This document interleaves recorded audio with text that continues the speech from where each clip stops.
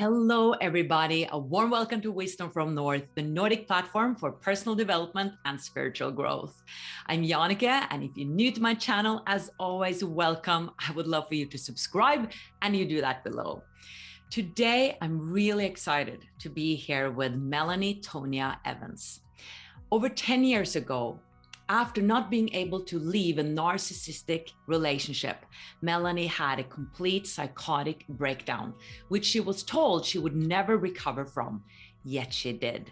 Today, she has inspired tens of thousands of people worldwide. She's the founder of Quanta Freedom Healing and the Narcissistic Abuse Recovery Program. And her book, You Can Thrive After Narcissistic Abuse, became a bestseller within days on Amazon. Now, I'm very excited to share that in June, Wisdom from North will arrange a free live webinar with Melanie.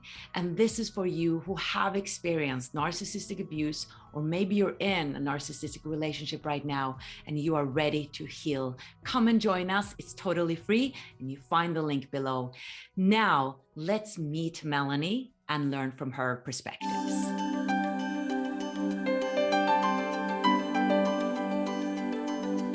Hello, Melanie. Welcome. How are you? Hi, Jannecke. I'm great. And thank you for having me. It's lovely to have a chat again. Yes, I interviewed you a year ago about narcissism. And it's interesting because at that time, I wasn't aware of this topic. It wasn't something I was thinking about. And somehow the last year, this topic has blown up in my life. I've realized that I've been in 2 narcissistic relationships in my life. And I've also seen, how it has affected me. So I came to the conclusion that I want to bring more awareness around this because I know how it can damage your self-esteem and self-confidence and what it can really do to you and how important it is to heal. So that's why I'm really excited about our conversation today. Yeah, that's great. And Jannecke, it's sticky and it's confusing and it's insidious, and it's good to be able to get clear about what it is and what's going on for sure. Yeah, so let's start with the signs that you are dating a narcissist, because sometimes it can be easy to say, oh, he's a narcissist, but it's just an expression. And then it can be like, but I really love this person. So can this really be true that we sort of are in denial? So if you can, for instance, give us 5 signs that we are in a narcissistic relationship, I think that would be helpful. Okay, sure. And the signs can be what you're feeling, and the signs are how they're behaving. One of the signs is it feels incredibly intense. In fact, you probably have thought you've met your soulmate.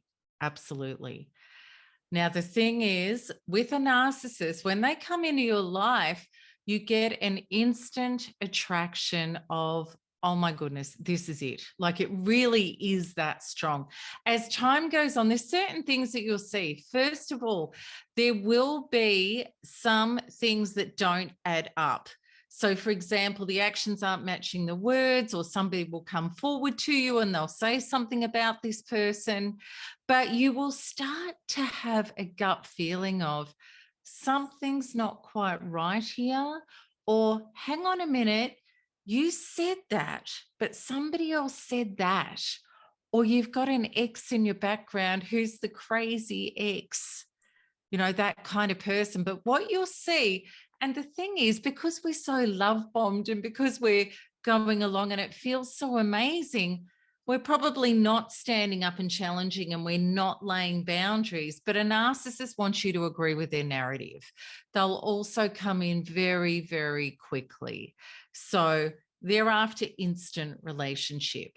So but as it breaks at the start, you may not see it, because a narcissist doesn't walk in with a big t-shirt on saying, beware, I'm a narcissist. They really don't. So it's important to understand that, the expression too good to be true. Okay. So if it feels so right, the best thing that you can do if you're dating somebody like that is start laying some boundaries. have your own life as well. So if they start demanding and monopolizing your time, actually say, well, look, I'm seeing a girlfriend tonight, or I'm doing some other things in my life. It's very important for us to have a self and have a life, because a narcissist will come in, they will infiltrate your core very, very quickly, get you to trust them very quickly, tell you everything you want to hear. They will find out, for example, my ex-partner cheated on me, and they'll say things like, I'm really into monogamy and I would never do that. And how could anybody do that to you? I've had narcissists brag to me on my platform about how easy it is to identify with somebody, what hurts or what is missing, pretend to be the savior of it, and get somebody to fall straight into their clutches. So for us, not see down the track, you will see things like this person gets belligerent. If you step up and you challenge their narrative, or you try to hold them accountable, they'll twist, they'll turn. They have so many defense mechanisms. You'll feel like your head is spinning. It's all about them. At the start, they're going to be very, very interested in you because they're fact-finding. They want to know what makes you tick. They want to know how to be the savior of something. They want to know your weak links. Narcissists they also want to test your boundaries. So they may push you too quickly into a relationship. And if you are not partnered enough with yourself to say, hang on a minute, this is feeling a little bit uncomfortable or a lot uncomfortable, and I'm going to say no. If we're scared of losing that person rather than losing ourselves, we can be in really hot water. And by the time the mask drops, you will see somebody, this charming, beautiful soulmate who you thought it was, is going to end up being somebody who is selfish. It's all about them. They're really not interested in you. They don't care about you. They don't validate you. They're pushing you to get what they can get out of you. If you try to hold them accountable because they do something selfish or immoral or nasty, this person will attack you or abandon you or stonewall you. You know, it's like they step on your toes, you go, ouch, and then this person will say, it was your fault that I stood on your toes. So it's insult to injury, but that comes later. So it's really, you know, and if there are people listening to this, you know, at the start that it seemed really amazing and heady and wonderful. And then when the cracks appeared, it was like, I just want to go back to that person at the start. But the person at the start was an act to actually get you hooked to them. Is this consciously done by the narcissist, or is she or he not aware that he is doing this? What a fantastic question. Yes and no. Okay. Yes and no. The narcissist is amoral, and that means they don't have a conscience and they don't care if they lie. They don't care if they pretend to be somebody else. They're a false self. Okay. A narcissist, because they're an empty false self, they need your attention, your sex, your resources, your contacts, a roof over their head, whatever it is. They're a parasite, and that's the truth. So because they can't maintain and create their own source connection, their own energy source of peace, wholeness, and solidness within, they always have to get energy from outside of themselves. And the means justifies the end. They don't care that they're doing the wrong thing because they have to get what they want. So they know what they're doing in that they know they lie, they know they manipulate, they know they fact find to hit your yes buttons. They know they're inauthentic, but they don't know why they're doing it. They don't know that they have submerged their inner self, killed it off, created a fictitious character as a false self, the ego, to replace it. They are very low in consciousness.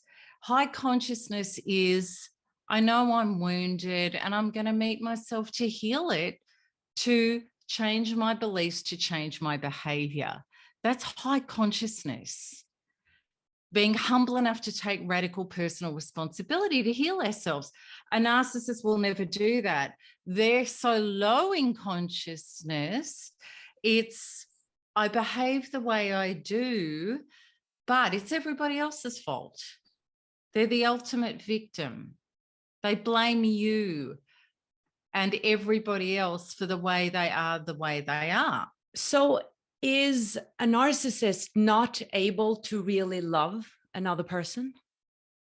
Another great question. The answer is no, they can't. And the reason is because a narcissist doesn't actually want what we want. We want love, we want union, we want teamwork and unity and solution building and growth. That's what we want. A narcissist doesn't want those things. That actually literally terrifies them. The narcissist, what they want is to remain separate and in control. They have to be superior and you are inferior. And their superiority literally is that I am omnipotent. I am God. I am literally God, and you are inferior, and you are an object. You are a minion. You are a tool for me to get what I need. And that is literally how they feel and think. Now, the real reason that they can't authentically love, they don't love themselves because there's actually nobody there to love. It's a fictitious character. Their true self has been killed off. They killed it off. They deemed that it was unable to get its needs met. So they have thrown their inner being into the corner and submerged it, disowned it, ignored it, divorced it, pushed it away, said, I don't want to know about you. And I'm putting this omnipotent, egoic structure as my true master, which is the ego. So there's nobody there to love anyway. The narcissist actually is self-loathing. They actually despise themselves. They don't love themselves at all. And they also, too, are completely disconnected from source, which is God, creator's love. They're not filled with light. They've disconnected from it because that disconnection, that separation from God. See, the pyramid, the way that it really should work is we have creator, then we have the Christed individual, or, you know, the universal individual, or however you want to put it, but the humanity, the human filled with light. Then we have tribes of light and oneness and unity. And then we have nations, and then we have the world, and so on and so forth. But what has happened with the narcissism model is that we have God is thrown out. Even religious narcissists are using the metaphor to control people that don't actually believe in a God at all. So, okay, so God is thrown out. And then what you have is you have the individual has no rights, is simply an object or a tool to mine and exploit and to suck dry. And then you have tribes which have no rights. And then you have nations which have no rights. And then you have on the top the oligarch, which is the narcissist who says, I am God. So this is on a micro or macro scale, this is exactly the narcissistic model. And that's what a narcissist is. Yeah, I remember that I was just in shock because I couldn't accept the situation because it was just so out of my reality. It is. Yeah, I felt like I couldn't do anything right. And even though I tried, okay, so he likes me to do it this way. Oh, I should be careful with turning on the radio without asking him first. Okay, because maybe I have some traumas around that. And it became so many things that I was going to be aware of. So he was in a good mood that at the end, I was like, I can't do anything. I should just sit still and not talk. Then maybe I won't be yelled at. And I just couldn't wrap my mind around that this is even possible. And it makes me sad to think about these people, because I actually cared for them. So let's talk about the victims.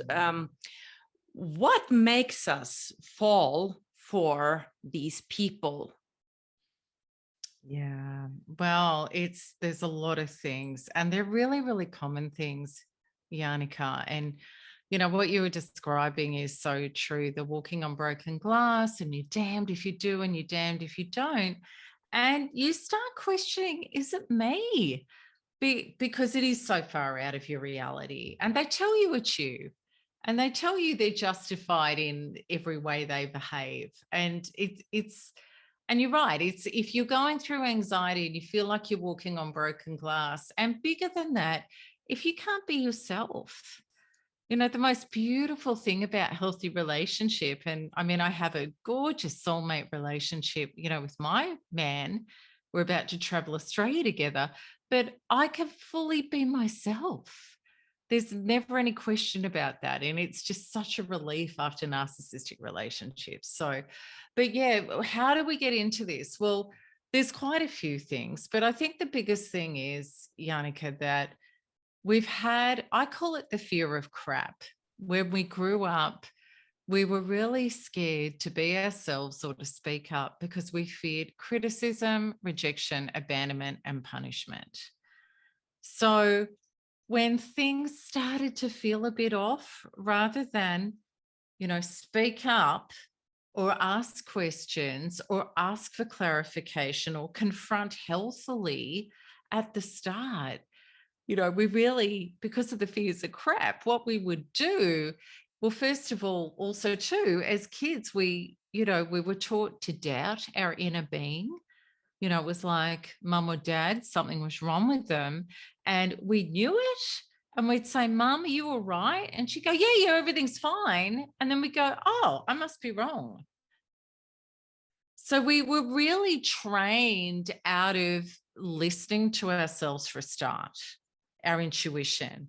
And then we were trained out of having rights and values and speaking up. And then we didn't know how to have healthy boundaries. We really didn't. But to give you, a really good example of who I used to be and who I became through my healing and thriver journey and, the tools that I use to heal, I was on a date as a thriver and, it healed so much of my stuff. And anyway, really handsome guy. I'm on the third date with him. Everything's wonderful. And kind of, and I'm totally in my thriver mindset. I'm getting to know you. I want to know your character. Yes, you're handsome. Yes, you've got a great job. Yes, you're spiritual. Yes, you're funny. Yes, you're into me. Tick, tick, tick, tick, tick. But what's your character like? Are you somebody who is kind, honest? Are you into solution building? Are you somebody who's after unity and teamwork? All the things that I know I need, everybody needs to have healthy character. So anyway, I'm third date. I'm still working him out. And he started talking about some workmates and he was listening up, and he was being really nasty about them, like real superior, haughty conversation. I went to the bathroom, I came back and he goes, how do you think our third date's going? And I said, actually, the way that you talk about your workmates, I actually found it to be, really quite demeaning. And his face went from all flirty and fun to ashen, and he exploded into a narcissistic rage. How dare you? This date is over. Bang the table. And anyway, so we left, and I was walking to my car, punching the air.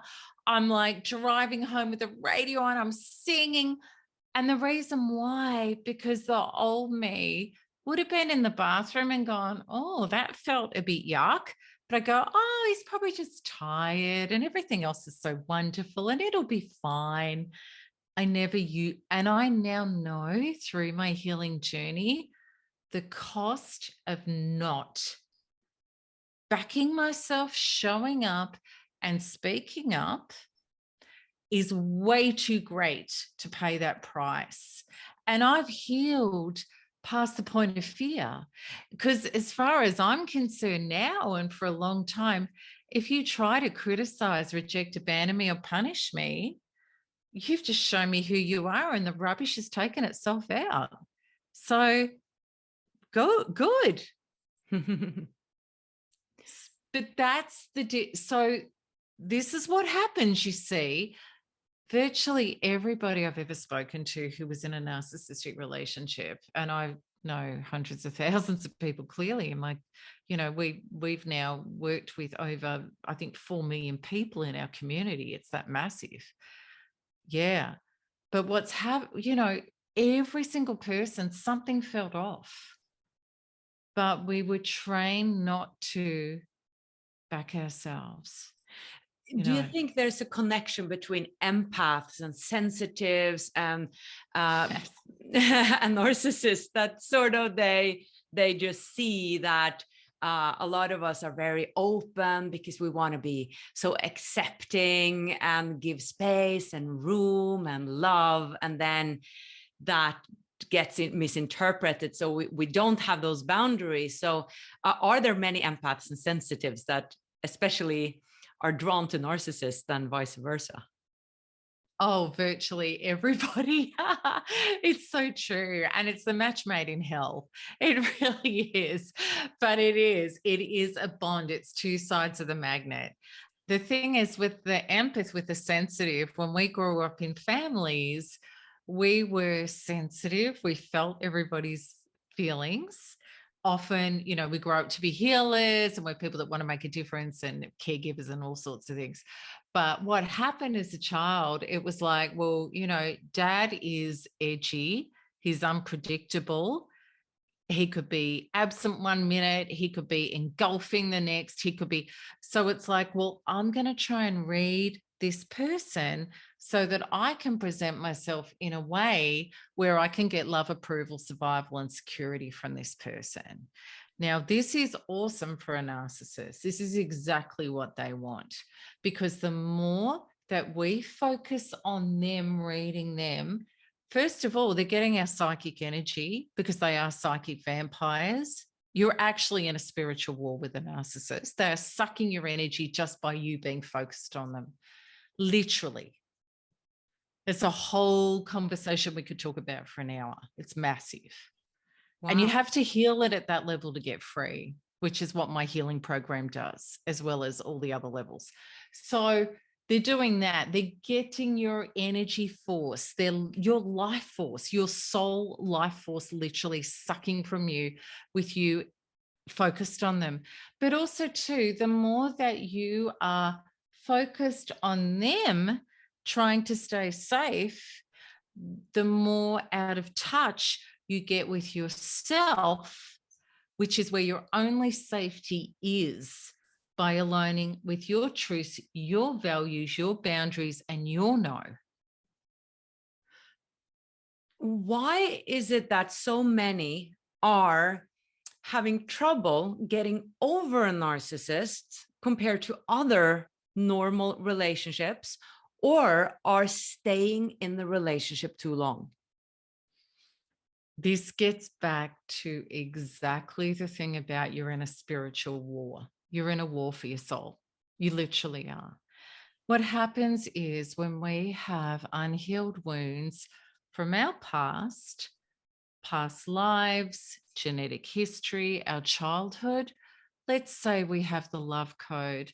The people I love abandon me, betray me, annihilate me.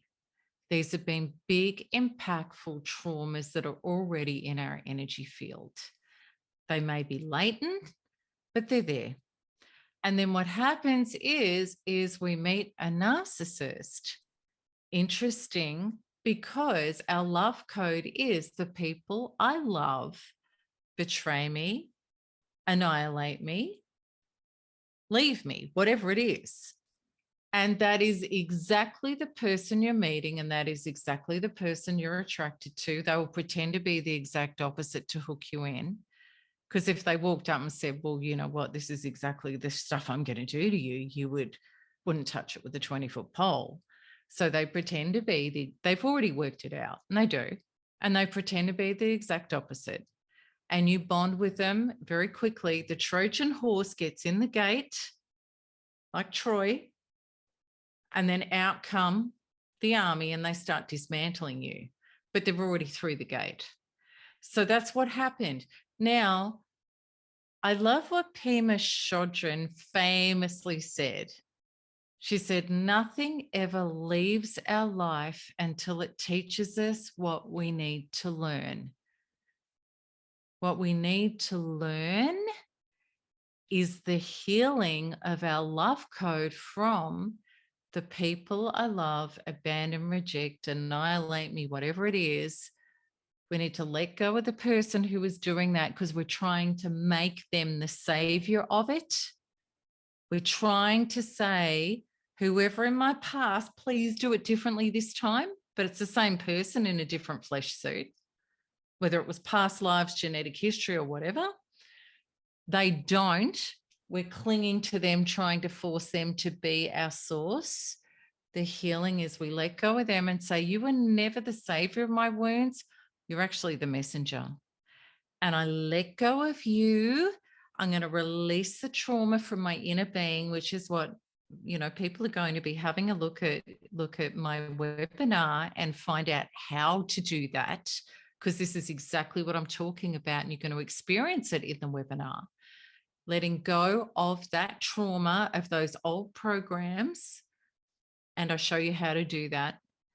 And then you fill it up with source, which is true self, true source, true source. This is your soul. This is your higher self. This is the light. This is who you really are. But when you've disconnected yourself from the light and made a narcissist your source, you are way in the darkness and you are getting more of your wounds. And this person was never, ever meant to be anything other than a catalyst to show your subconscious wounds up to fully blown consciousness, to let them go, which feels like giving up heroin to a heroin addict. And we've all been there. It's massive. But if you let go and then really, and that's where, you know, our community and our team and our resources and our healing is the antidote for that heroin, which actually gives you true self. And then when that, it's an exorcism, it literally is. You're exorcising out the narcissist. You're getting in true life force, this energetic spiritual shift. You're in a spiritual war. And when that happens, you come home to yourself in true source. The narcissist becomes as unattractive as a big clump of dripping fairy floss would be to somebody who eats beautiful organic food. You have no appetite or appeal, and you literally get to, what was I thinking?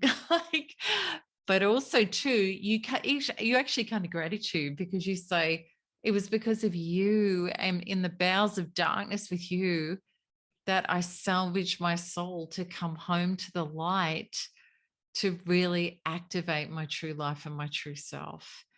And that's why in our community, we don't call it survival, we call it thriving. I love that. That's why. Yeah, and I'm excited about our webinar because we'll go deeper into how we can heal and speak also about your program. Yeah. What about, so you get out of the relationship, there's Yeah. something that's called the aftershock. What is that? I was very grateful to learn about that, so I understood what was happening to me.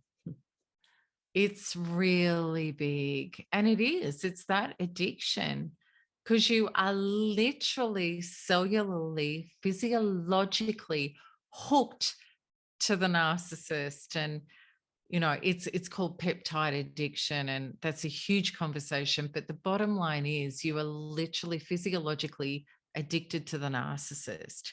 And that's why you know you need to get away, but you get away and then you feel worse. You don't feel better. And also too, because you've been in that battle and walking on broken glass and hypervigilant and focused, when you get some space, the abuse that you have suffered emotionally, mentally, physically, spiritually, sexually, energetically, it all has the space to hit you from last week, last month, last year, 3 days ago. And it is shocking. Most people in aftershock really feel like they can barely get out of bed. They can hardly function. The obsessive thoughts about the narcissist are so consuming. You feel like they're still living under your skin and ice is going through your veins. And it's nuts. Unless you lived it, people can't even begin to understand what it's like. Wow. Can you share a little bit about your story? I mean, you experienced so much darkness and a psychotic breakdown. Yeah. What was it that gave you that willpower to finally leave and win that spiritual war, or come out of it, heal that addiction, that heroin? Well, I didn't know how to for a long time. I was like a lot of people that was in narcissistic abuse. I was really very, very addicted to him. He was very abusive, like a lot of them are. And I lost everything. I lost 2 houses that I'd owned outright as a single woman. I'd created that kind of success. I had everything to live for. Anyway, I lost everything. And I lost also my family, because his smear campaign was very crafted.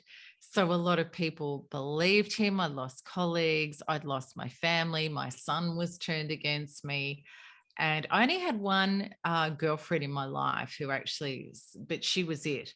So what happened was I was in and out of the relationship. I would get out. He was also very physically abusive as well. So it was dangerous. He threatened my life quite a few times. So I was in and out of the relationship. I was hooked. I was sneaking around, lying, sneaking off to see him. And it was just, I had no self-esteem. I was just literally in self-loathing. I was like an addict crawling on a rug just to snort up a little bit of, a drug. It was that bad. And I was seeing a psychologist at the time, and she said to me, you're on the verge of a breakdown, because I ended up being 37 kilos, which is about 80 pounds. All of my hair fell out. I couldn't eat. I couldn't sleep. I shook. I sweated. I was in a really bad state. And then anyway, one day, and I was in and out of the relationship all the time. I was lying. I was sneaking around. I'd lost everybody. I'd lost my houses. I divorced him, and I was still seeing him. That's how bad it was. So anyway, one day I had the breakdown, and there was no missing it, because I had psychotic. Well, first of all, that day I was actually, I was on the roof watching myself from the roof, and I'm like, this is strange. And then I came in my body, and then I kept seeing visions of myself all smashed up in car accidents, and I couldn't switch it off. And I'm like, and it was kind of weird, because I was kind of detached and I wasn't panicked. I was just it was like this weird detachment. I'm like, okay, well, that's it. My brain's finally broken. And I went to hospital and they did all these tests on me and stuff. And I'd had a complete psychotic breakdown. My adrenals were so broken that they told me I could have a heart attack or I could have a stroke at any time. I was in such bad shape. And I was told I would need 3 antipsychotics for the rest of my life, that there would be no healing the brain damage. And they told me I would never function again as normal. And after being, a really high-powered, A-type personality, I was just in shock because I'd always been able to come back from everything. No. And they were like, well, you won't, you can't. You probably function at about 20% of what you did previously.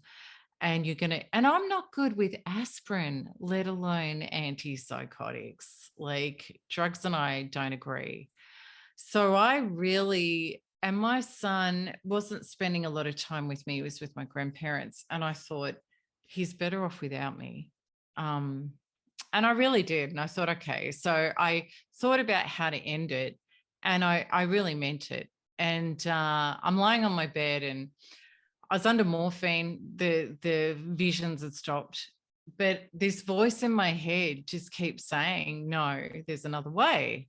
And I thought, it's my madness speaking, and I'm arguing with it. I'm like, no, there's not. It's gone too far. This is the end, I had nothing left. I'd lost everything by this stage. I had piles of debt. I had nothing left anywhere. And anyway, I was arguing with this voice in my head, and I walked into the bathroom because I'm just wrestling with it. And I just fell on the ground and I put my hands up and I just yelled out, help me, I can't do this anymore. And I had this experience. My head literally, I guess, energetically split, and this blinding clarity entered me. It was like a download that happened in seconds. But in this download, I saw the whole truth of the whole thing.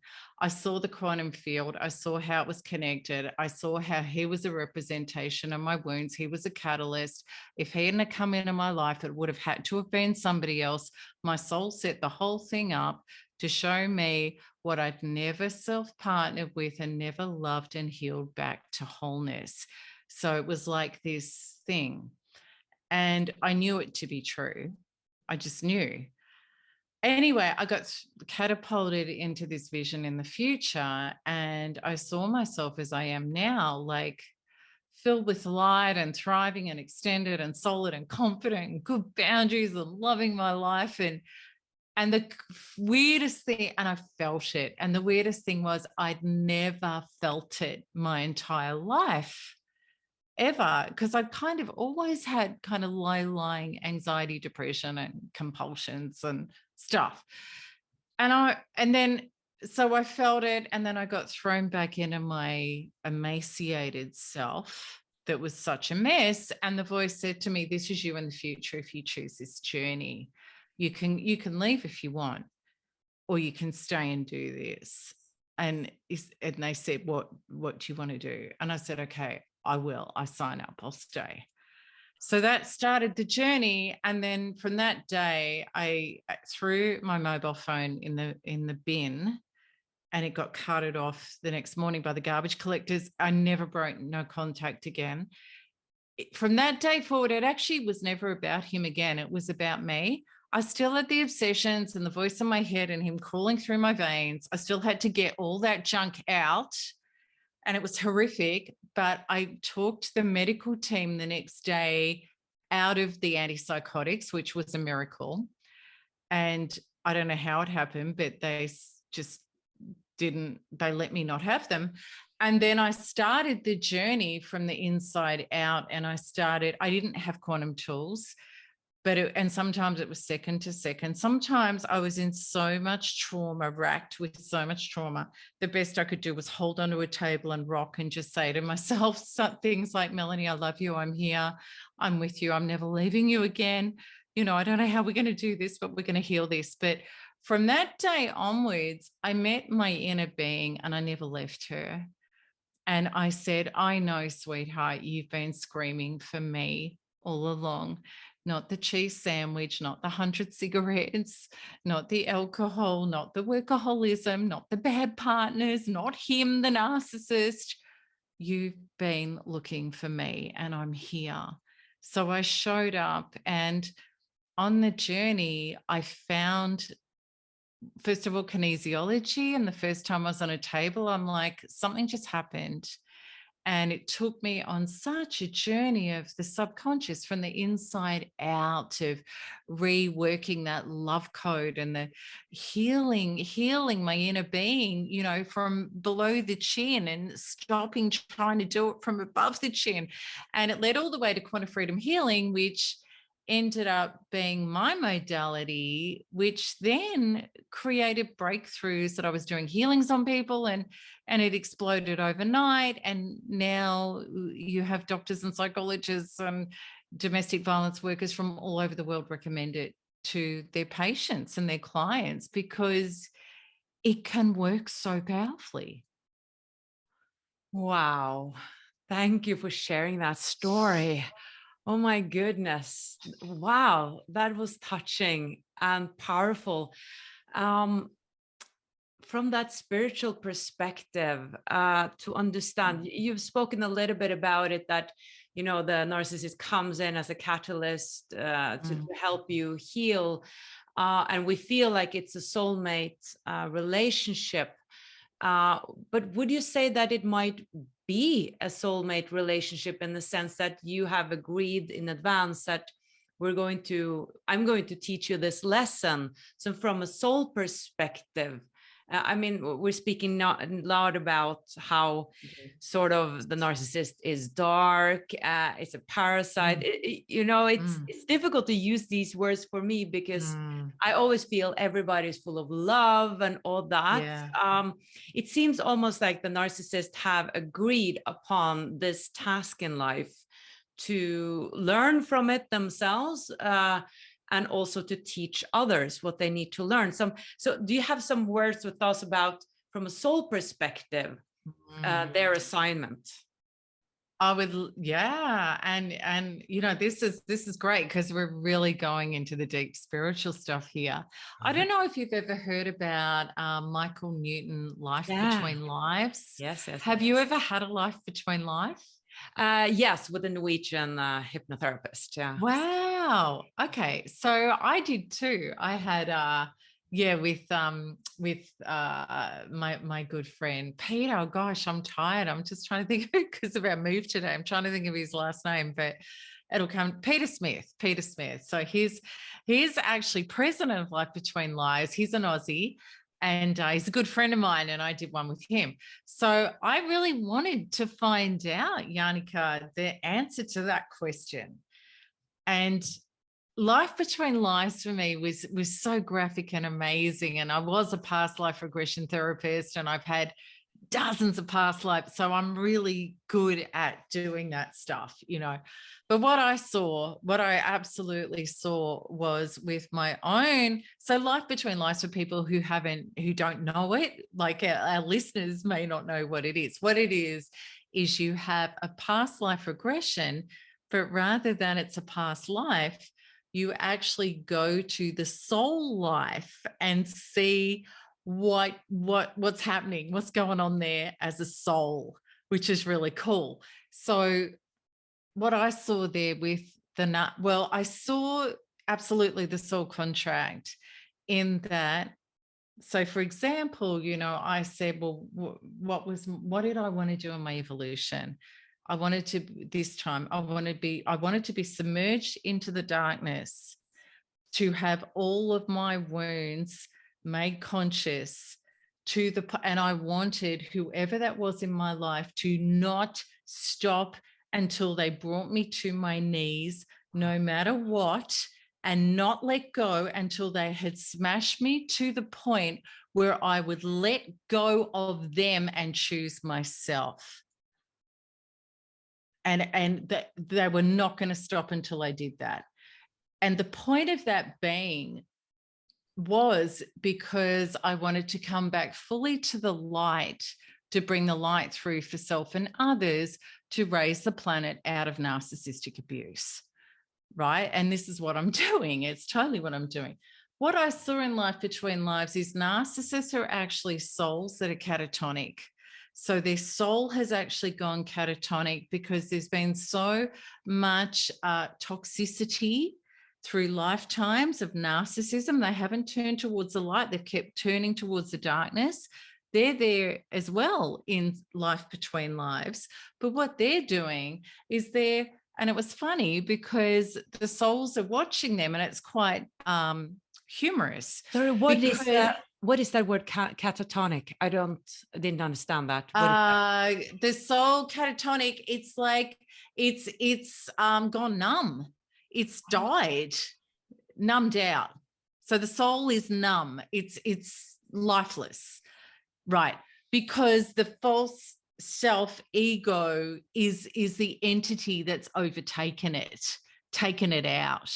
So in Life Between Lives, the narcissists are like in a playpen, and they're kind of like kids, and they're conjuring up the Ferrari and the hotel and the gambling win and the hot partners and as much sex as they can get, and and all the souls connected to the light are kind of watching them and going, well, that's quite hilarious, because none of it's real.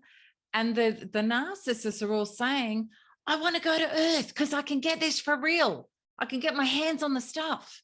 Like, it's not just a mirage. It's not just ethereal. It's physical. I want the physicality. Now, when narcissists are on Earth with us, we feel like they're using us. They're exploiting us. And they are. They're sucking our life force. And that is true. What are we doing? We actually set them up in a soul contract to come into my life, to hit my wounds, to bring my unconscious up to my consciousness so that I can let go of my darkness and choose the light. It's like diamonds under pressure in the dark become diamonds. It's like pearls in shells of dirt and grit become pearls from a piece of grit or muscle. So we have them set up. If I didn't get it with this one, there's another one down the track and another one and another one. Only, not everybody, the souls that want great growth and great progression. Now, your question about what happens in their evolution, and I asked that in Life Between Lives, what happens? They actually are, because everything's from God, everything's from source. So they're helping people get back to the light through who they are. But also too, they are catatonic. There's no coming back. But what happens is after they've done this a few times, they actually get absorbed back into the light and they come out as a brand new soul and they start again. Wow. Because this is how benevolent God is. The people who love and need love the most get it the most. And narcissists are so disconnected from God. They don't want our love, because that's like going up to a vampire and saying, well, I want to love you back to being a human. And the vampire says, well, great, come here and let me suck your blood. But what I'm wondering about is because then it seems like they're born a narcissist, but the narcissist can be. Yeah, the narcissist I met in my life, they had a terrible childhood with lots of traumas and stuff like that. And I think there's also maybe some variations of how strong, I'm not sure, signs of being a narcissist and a full narcissist, but they had a terrible childhood. So I understood that they had developed this because of traumas and PTSD and all that. There were so many things they had. But you're saying they're born as it. Well, you're describing 99.99999% of narcissists are narcissistic because of trauma. Absolutely. As a soul and the progression that every soul is taking, We are really coming into the perfect experience to express who we're here and what we are to do, and whether or not we awaken or not. But in a lot of these families, and we've met these families where there are big traumas, and you will have probably a narcissist. You'll also have a codependent and a sensitive who never let go of the light. I mean, you have people in SRA, in satanic ritual abuse, who come out of that and go to the light, who never let go of the light. So who you are as your soul essence has a massive amount to do with it. Can we heal and help a narcissist? Can a narcissist heal? 100% no. No. Wow. Okay, I'm going to give you another really good example of that. Yeah. All right. And this is the example I'm going to grant you. I met this elder couple a few years ago. Anyway, I had a friend who was going to Narcotics Anonymous, and I was her support person. So anyway, he's standing up on stage, and he was talking about his wife. He had multiple addictions. She tried to help him, love him, fix him, lecture and prescribe, get him off to this, get him off to that. His addiction just kept deepening. And then one day, somehow, and she said she prayed, and then she got her answer. And she said to him one day, she said, "John, I will not have a life with an addict for one day longer. I'm done. You can be an addict, but I will not. I'm not choosing that ever again. I'm done with it." Anyway, he ended up moving out. 6 months later, he came back, and she said, "No, I still don't trust you. I want a cleaner bill of health." And he went away for another 6 months, and he came back, and he was totally clean. And she said, "You couldn't ask for a better father, grandfather." And he was up on stage weeping, saying, "She saved my life." Now, the reason I'm giving you this example is because when you understand the quantum truth of so within, so without, there is only one person in the room. You only have responsibility to your soul and aligning with your values and your truths, and to be the change you want to see in the world. So she became the change. She had an epiphany through God. Her epiphany was that I will not participate with this anymore. It is not my reality. She saved his life as a result of that.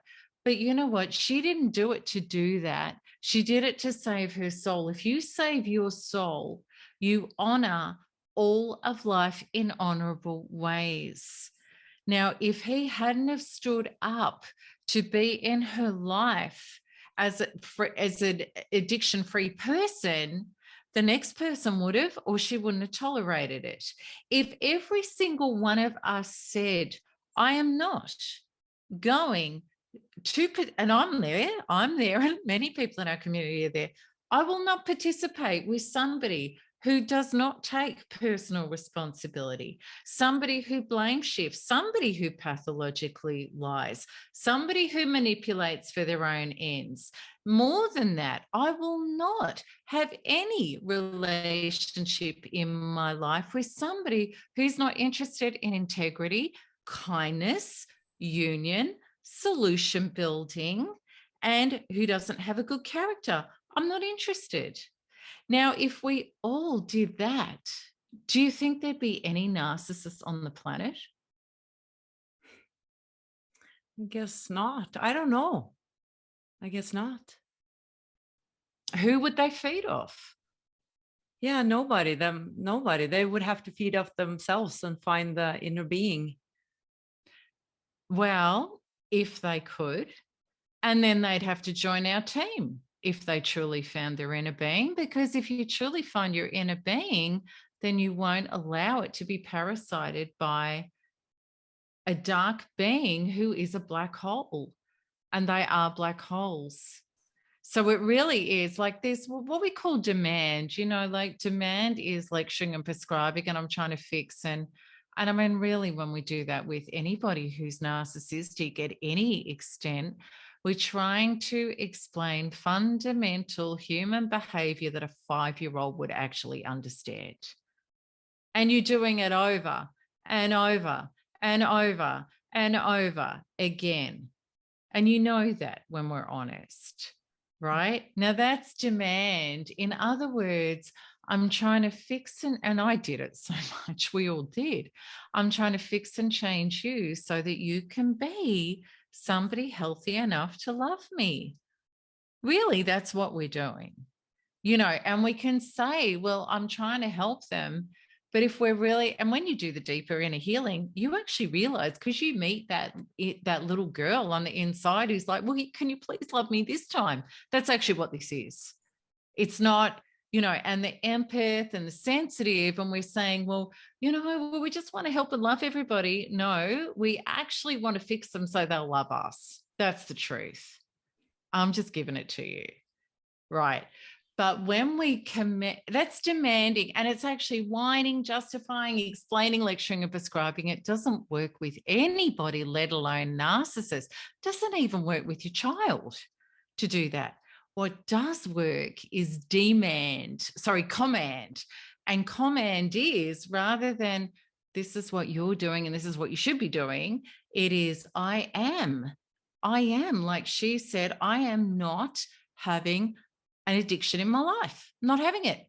And my thing is, I am only going to do honesty and integrity and kindness and validation. And if that's not you, that's fine. We're just not a match. I love you enough to set you free and do life at your version. And I love me enough to set me free to do my life in my version. But my command is, if you want to join me in my version, come and join me, command. And if you don't, fine. Go have your life. That's actually true love. That is actually true love.